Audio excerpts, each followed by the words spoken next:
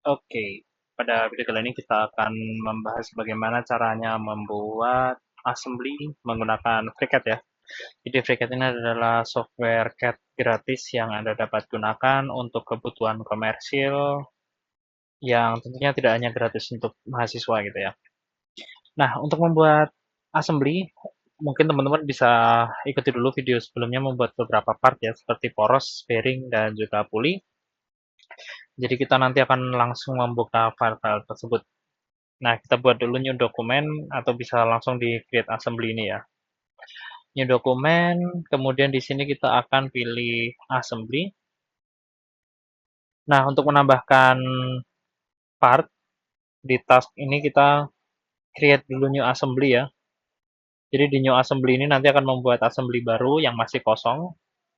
Dan untuk menambahkan part di sini ada komponen. Atau teman-teman bisa buat new part kalau nanti partnya itu belum ada gitu ya. Komponen, nah di sini tidak ada komponen yang tersedia karena tidak ada file lain yang terbuka di sini ya. Jadi kita cari di sini menggunakan open file. Misalkan saya udah simpan, atau teman-teman bisa download di link di deskripsi ya nanti kalau belum apa namanya punya part-partnya ini gitu ya. Oke, kita sudah mengimport partnya, kemudian kita pilih misalkan yang jadi patokan adalah shaft-nya gitu ya. Kita klik aja shaft. Nah, cuman di sini kita harus save dulu assembly-nya ya. Nah, sebelum melanjutkan pekerjaannya. Jadi misalkan shaft pulley assembly gitu. Misalkan contoh aja ya. Oke, kita klik OK dan otomatis ini akan terkunci ya. Jadi kita nggak bisa menggeser atau memutarnya ya.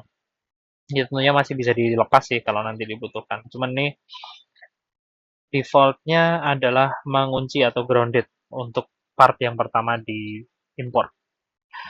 Oke, kemudian kita masukkan lagi komponen, misalkan untuk bearingnya ya. Bearing kita buka, kita oke. Nah, untuk menggesernya ini tinggal digeser aja bisa, atau mungkin teman-teman bisa double klik untuk memunculkan anak panahnya gitu. Kemudian kita akan pasangkan, di sini ada beberapa pilihan constraint ya. Jadi di sini ada fix untuk kunci, kemudian ada revolute untuk eh, muter gitu ya, atau di sini ada cylindrical. Ini kita gunakan cylindrical ini untuk mengunci antara bearing dan juga si poros ini gitu. Oke. Nah, ini masih bisa berputar dan juga masih bisa bergeser ya. Kemudian saya akan tempelkan si bearing ini ke porosnya ya menggunakan constraint namanya distance. Jadi kita pilih distance antara si poros dan si bearing. Nah, ini defaultnya adalah 0 mili ya. Oke. Atau teman-teman bisa geser kalau misalkan nanti pengen ada sedikit toleransi atau apa ya. Oke, sudah terkunci. Jadi ini hanya bisa muter tapi nggak bisa geser gitu ya. Next kita import komponen yaitu V-belt atau puli. Nah, ini sepertinya pulinya terlalu kecil ya. Oke, sepertinya kita tadi salah mengimport puli. eh, kita akan import lagi untuk ukuran yang benar ya, yaitu 120 mili ini ya. Oke, nah ini baru benar nih. Oke, dengan cara yang sama, pertama kita kunci secara radial ya, kita constraint. Kemudian kita constraint jaraknya dengan porosnya ya, jangan dengan bearingnya, karena mungkin nanti porosnya masih bisa kita ubah panjangnya misalkan ya. Oke, ini QW-nya belum sama ukurannya, mungkin kita bisa samakan dulu. Kita cek untuk porosnya, QW-nya lebarnya adalah 4 mili ya. Kita samakan dengan si uh, beltnya. Jadi ini kalau teman-teman perhatikan ya, di sini teman-teman bisa double klik juga untuk misalkan porosnya atau mungkin di sini ada pulinya. Nah, teman-teman bisa edit di sini Jadi ini fungsinya sama dengan mengedit langsung di partnya. Jadi teman-teman nggak perlu buka part, teman-teman hanya langsung bisa tinggal edit di assembly-nya atau akan otomatis terhubung gitu.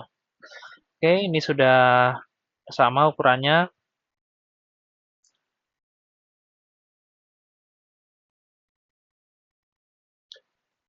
Kita aktifkan dulu, aktif objek. Kemudian kita samakan panjangnya, samakan paralel ya, sudutnya menggunakan paralel join.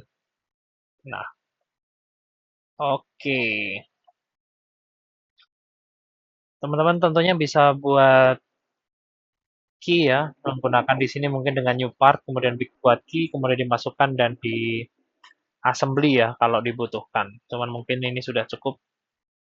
Oke, sangat simpel sebenarnya ya. Kemudian di sini warnanya mungkin akan lebih keren seperti ini, tampak lebih realistis. Cuman kalau untuk assembly yang partnya sangat banyak, mungkin teman-teman bisa ubah warnanya menggunakan custom color. Jadi teman-teman blok semua badinya, terus klik kanan dan random color ya. Sorry, random color maksudnya. Dan otomatis nanti akan membuat warna secara random ya. Cari warna yang berbeda. Nah, jadi nanti teman-teman mungkin tampilannya nggak terlalu keren ya. Tapi teman-teman paling nggak bisa melihat atau membedakan part berdasarkan warnanya. Kalau keren nggak sih ya preferensi sih ya. Oke, mungkin itu dulu. Tentunya ini ada beberapa yang belum ideal, tapi ya paling nggak teman-teman paham bagaimana cara melakukan assembly. Kemudian teman-teman silahkan tinggalkan di kolom komentar kalau ada pertanyaan seputar video ini atau mungkin ada request apa yang ingin dibahas ya, tentunya seputar FreeCAD. Jangan ragu untuk tinggalkan di kolom komentar. Dan di link di deskripsi nanti kami akan berikan link juga kalau teman-teman butuh training yang lebih komplit, lebih advance lagi, teman-teman bisa kunjungi website kami. Oke, baik, terima kasih sudah menonton.